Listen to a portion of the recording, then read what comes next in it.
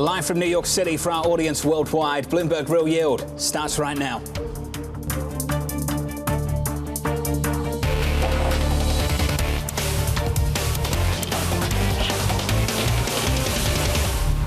Coming up, equities down, Treasury yields climb as the Fed says there's more work to do. Investors brace for Chairman Powell. We begin with the big issue, counting down to Jackson Hole. Jackson Hole. Jackson Hole. Jackson Hole next week. That's your next event to watch. All bets are off. Powell, understands, I think, that it's a tricky situation here. The Fed's job is not done yet. There's still a lot of work for the Fed to do. Jay Powell will signal that very clearly at Jackson Hole. We don't know what they're going to say. You have the Fed Chair Powell saying we're close to neutral at the press conference, and then every Fed governor comes out afterwards and essentially contradicts him. There's a tug of war that's going on from a macro standpoint. We got one decent inflation report. Even if they thought inflation was coming down, why quit now? With 8.5% inflation, the playbook is very, very different. Joining us now, fantastic lineup. Bank of America's Meghan Swiber, Aberdeen's Luke Hickmore, and Troy Gayeski of FS Investments. Meghan, first to you. The stage is set for Chairman Powell. What are you looking for?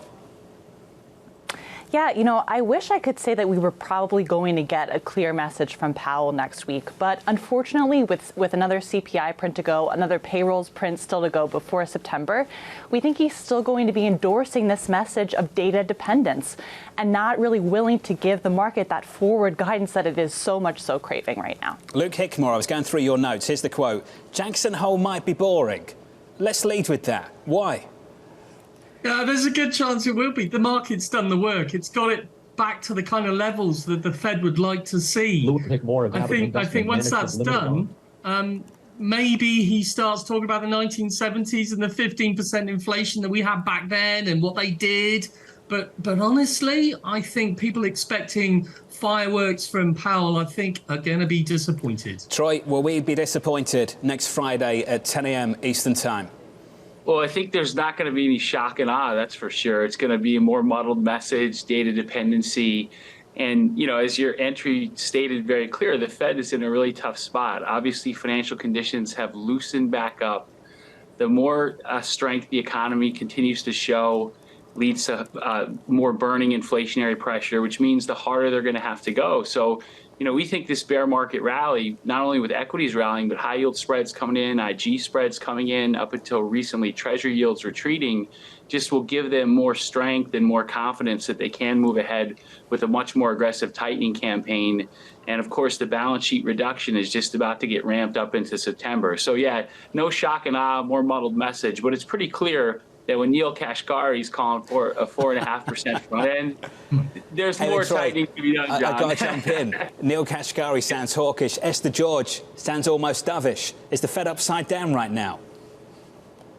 It's quite bananas, right? It's like deja vu, or I guess that's the wrong term, but it's very different than you and I are used to, right? I was actually stunned with Neil's comments because, as you know, he's been one of the most dovish guys around. And with clients, we usually reference Dudley as someone that was always an ultra dove that's now turned rather hawkish. And Neil's just as hawkish as he is. So, clearly there's more tightening to come, and, multiples have to compress more. Financial conditions have to tighten more in order to get inflation anywhere within 3 to 4%, let alone 2%, which at best is going to be a 2024 exercise. It's a tug of war over financial conditions, and Evercore earlier this week wrote about it. I love this quote from them. They said the following: right now the Fed is losing. They will look to regain a better grip at Jackson Hole, starting with the short rates path. Investors in risk assets are still short a call to the Fed, though the strike price of that call inches up with better inflation news. Meghan, I want to come to you on that. Just the easing of financial conditions, is that a challenge for this Fed, and how do you expect Chairman Powell to navigate it? Yeah, I think certainly that's the way that the Fed thinks about it, is the transmission of their monetary policy is really predominantly through that financial conditions lens. They're certainly monitoring these things very closely. Having been at the Fed myself, I can tell you that they look at financial conditions very closely going into these FOMC meetings. And I think, as some were just mentioning, we've heard a bit of a pivot from what Powell's real true message was coming out of the last FOMC meeting, as other FOMC participants are trying to clarify the message a little bit more here.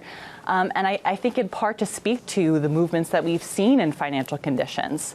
I again still think that the Fed has more wood to chop here. Certainly, we've begun to see some signs that inflation's moderating, but this is really just one small step to really what the Fed has to continue to move on and do. Meghan, as you know, the data for markets is not about good versus bad. It's better or worse. Do you think the chances of a soft landing have got better, not worse, over the last couple of months? Yeah, so that I think is the key question to what a lot of folks are focused on really in the rates market. And the question about hard versus soft landing is really mostly getting priced here in the yield curve, right? This yield curve inversion where the market's currently pricing the Fed needing to deliver rate cuts into the second half of next year suggests that there's some probability that's being priced of this hard landing outcome, where the Fed ultimately needs to begin to cut rates to basically dial back its policy as we see unemployment begin to tick up here. I would say that the first sign that we've needed to see is that cooling in goods inflation, which means that the Fed doesn't have to press so hard on services to get core inflation back down to target, but still so much work that needs to be done here. So much uncertainty regarding what the next couple of data prints are going to be.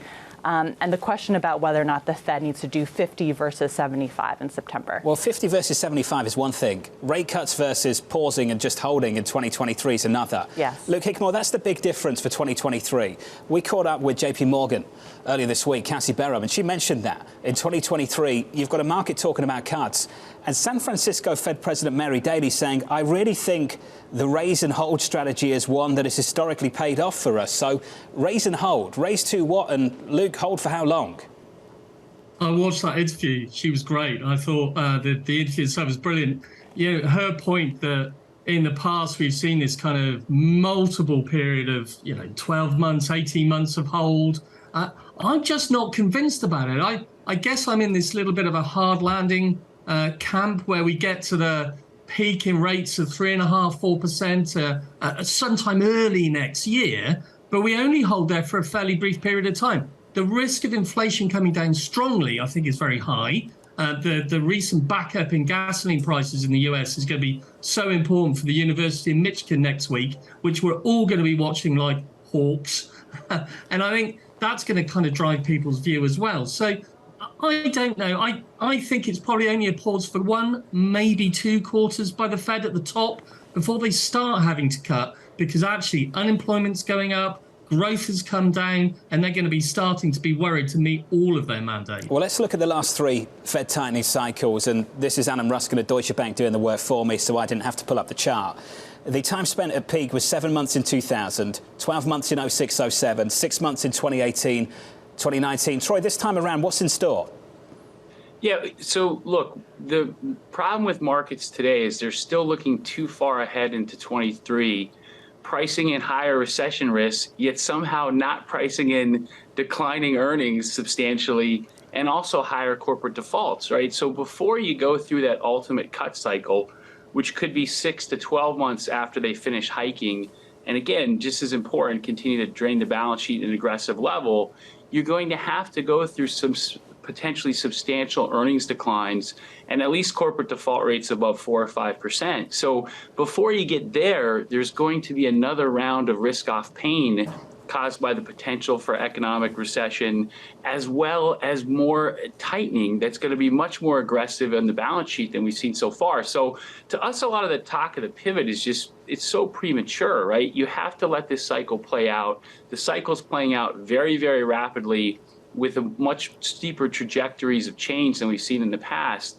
And in the meanwhile, to answer the question you asked your Meghan earlier, the risk of hard landing, unfortunately, is going up, but that should not be viewed as good news. That should be used as news to become more defensive, play defense in an environment like this, roll up the capital structure, focused on non-correlated or protective exposures, as opposed to trying to play a bear market rally and catch the last 2-3% of this last Troy, gas. let me ask you then, Troy, what is the non-correlated asset right now? I've got notes from you on a 60-40. 60-40 is toast. Talk to me about the 40. Yeah, well, look, so on the 40 side, clearly, we don't know what's more tragic for fixed income investors. If yields peaked at 3.5%, despite 5 north of 8% CPI prints, which basically means you're never going to get income again, that's obviously not good news. Or if the Fed is going to have to pull what we'll now call a Kashkari and take the front end to 4.5, because that means you have another round of duration pain. So in an environment like this, if you could be a senior secured in commercial real estate or focus on multi-strategy funds that are doing interesting things, like you'd love this, John, selling very expensive European interest rate volatility, which has only peaked. And the reason it's peaked is there was so much interest rate vol selling in Europe for 6 years. Now that the ECB is moving, investors are being forced to buy that back. So European interest rate vol is now more expensive than U.S. interest rate vol. So you can sell European vol, buy back U.S. vol with positive carry, playing for that ultimate convergence. Those are the type of non-correlated defensive positions where you have a chance to make a reasonable return, mid to low high single digits, and not get sideswiped by the next risk off, or the potential for another round of substantial moves in rates higher if the Fed, in fact, does pull a Kashkari. Troy, you've mentioned the balance sheet about 3 times now, so I've got to pick up on the balance sheet point. Meghan, I'd love your view on it. Hardly anyone's talking about it. It's quite strange. We're talking about rate hikes maybe to 4%, but balance sheet reduction is going to be in the mix in a much, much bigger way going into year end. What's the kind of impact you expect that will have on this market?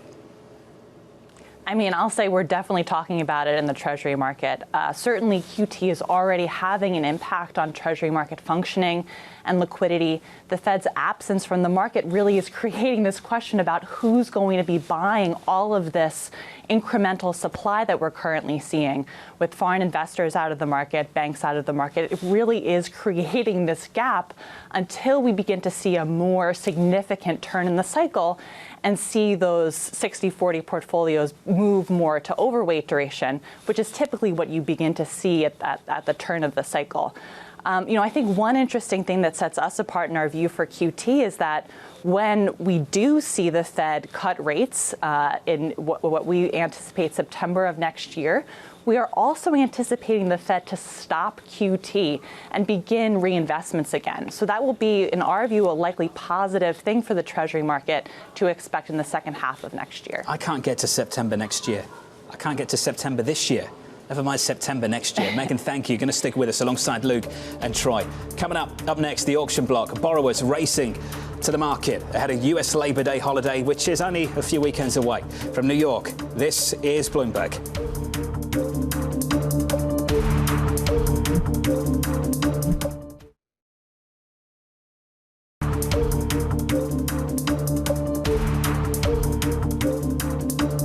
Live from New York City, I'm Jonathon Ferro. This is Bloomberg Real Yield. It's time now for the auction block, where we kick things off over in Europe. The big banks and financial institutions leading the charge in primary markets, helping push weekly issuance above 21 billion euros, the busiest week since late June.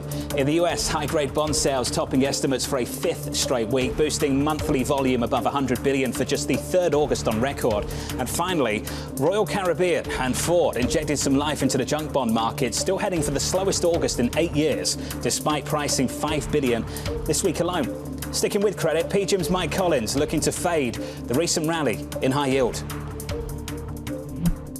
We are in the camp, that you're supposed to really take some chips off the table here. I mean, yeah, credit quality has been sound. We've just started to see the first sign of some downgrades in the high yield market in some very specific sectors like cruise lines and healthcare. Credit quality is good. These companies are flush with cash. They've done a great job managing liquidity, managing the bottom lines, but valuations, I don't think right now may not be fully compensating investors for these big kind of tail risks that are still out there, right?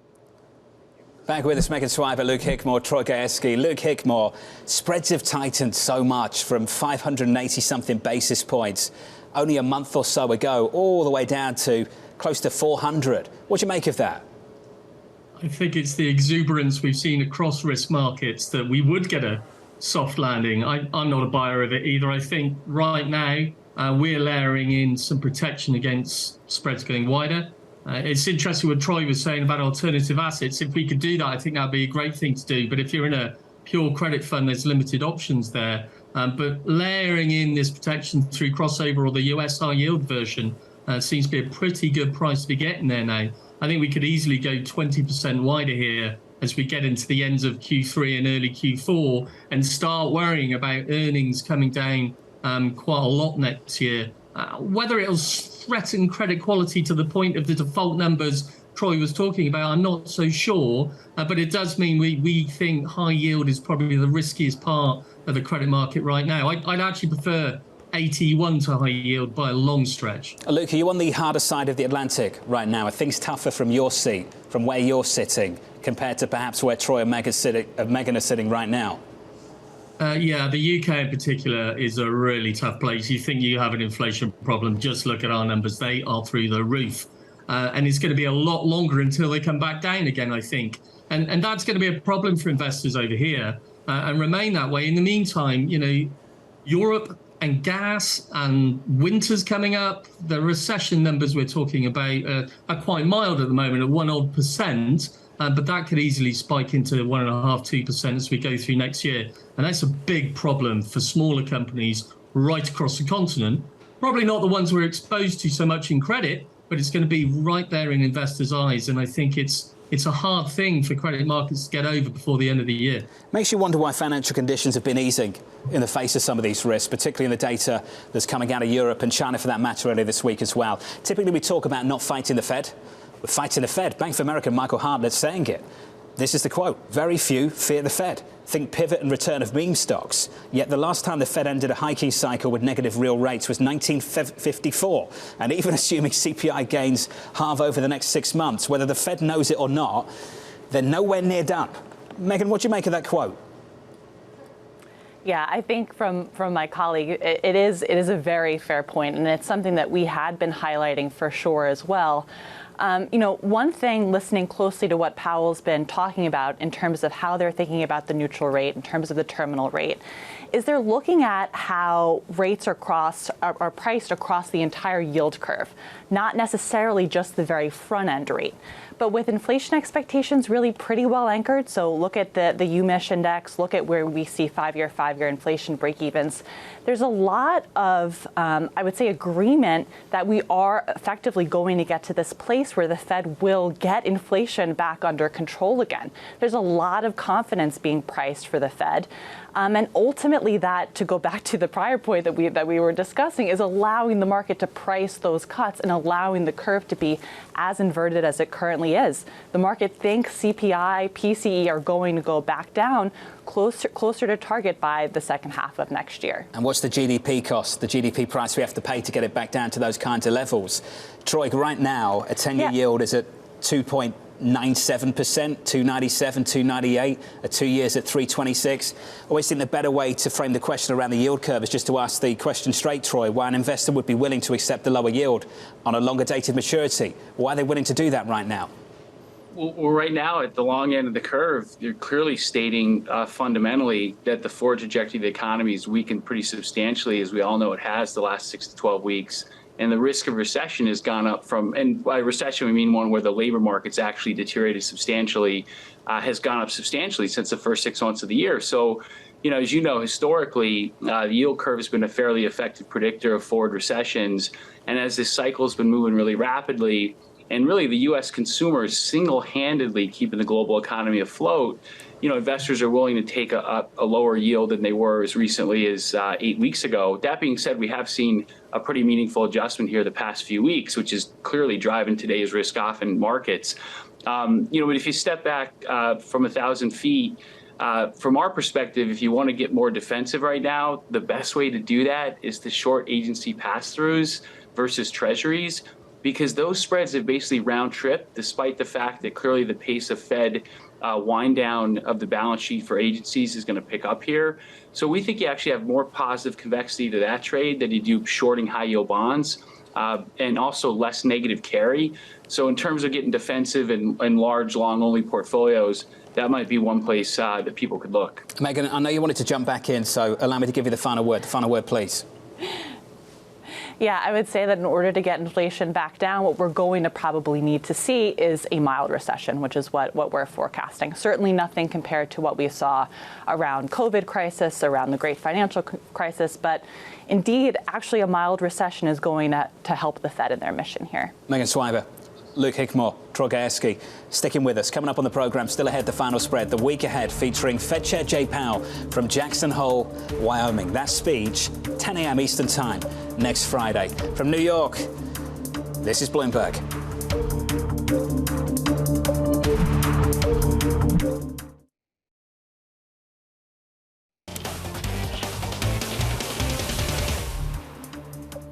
Live from New York City this morning.